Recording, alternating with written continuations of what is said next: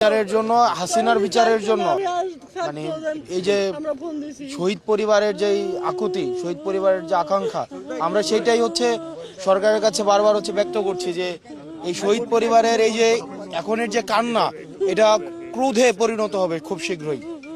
যদি এই আহতদের এবং হচ্ছে শহীদদের পরিবারের বিচার নিশ্চিত না করা হয়, দ্রুততম সময়ের মধ্যে আওয়ামী লীগের বিচার নিশ্চিত করা না হয়, এই কান্না ক্রোধে পরিণত হবে। এবং এই সরকার আমরা দেখতে পাচ্ছি যে বিচার, এটা হচ্ছে খুবই, আমরা কোনো দৃশ্যমান বিচার প্রক্রিয়া এখনো পর্যন্ত দেখতে পাচ্ছি না, যেটা আমাদেরকে আশাহত করছে। আমরা চাই যদি ট্রাইব্যুনাল সংখ্যা বাড়াইতে হয়, আমরা চাই যত দ্রুততম সময়ের মধ্যে এই বিচারটি নিশ্চিত করতে পারুক।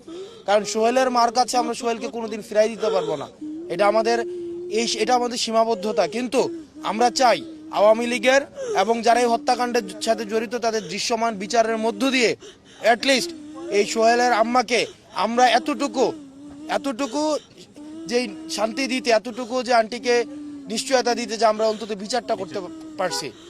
এখন আমাদের এটার জন্য জাতীয় ঐক্যমত্যের ভিত্তিতে আমরা দেখতে পাচ্ছি যে এই যে আওয়ামী লীগের বিচার যেন দীর্ঘমেয়াদী হয়, বিচারটা যেন কোনোভাবে এটাকে কালেক্ষেপণ করা যায়, সেটার জন্য দেশি বিদেশি ষড়যন্ত্রের আমরা সম্ভাবনা দেখছি।